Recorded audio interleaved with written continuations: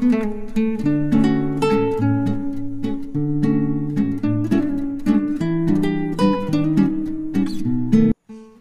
Friends, छायाज किचनमध्ये आपल्या सर्वांचे खूप खूप स्वागत आहे।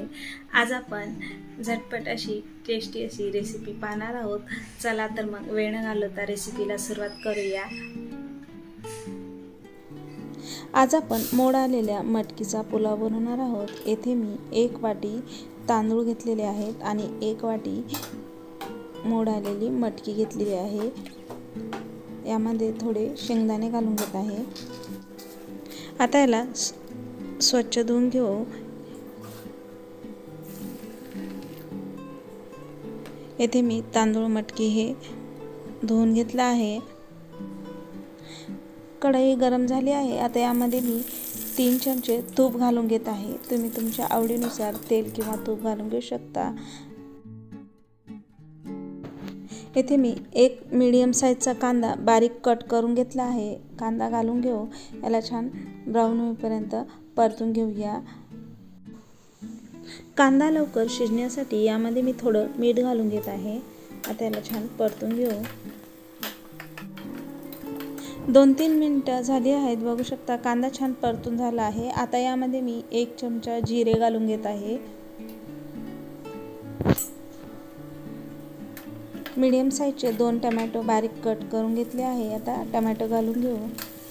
याला पण छान परतून घेऊया। कढीपत्ता घालून घेऊया। 10-12 लसणाच्या पाकळ्या आणि आलं याला मी खलबत्त्यात थोडं जाडसर कुटून घेतलं आहे। याला पण परतून घेऊ।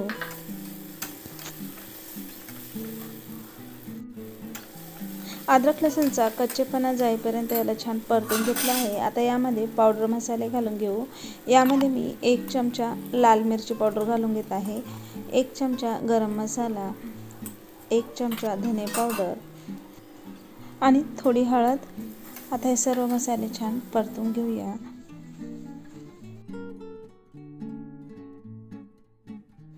कमी गॅस फ्लेमवर मसाले छान परतून घेतले आहेत। आता यामध्ये धुवून घेतलेले तांदूळ मटकी घालून घेऊ आणि याला पण छान परतून घेऊया।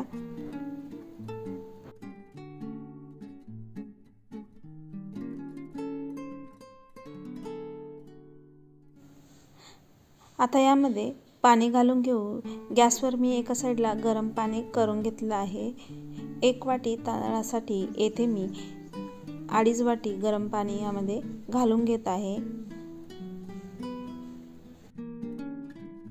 चवीनुसार मीठ घालून घेऊ।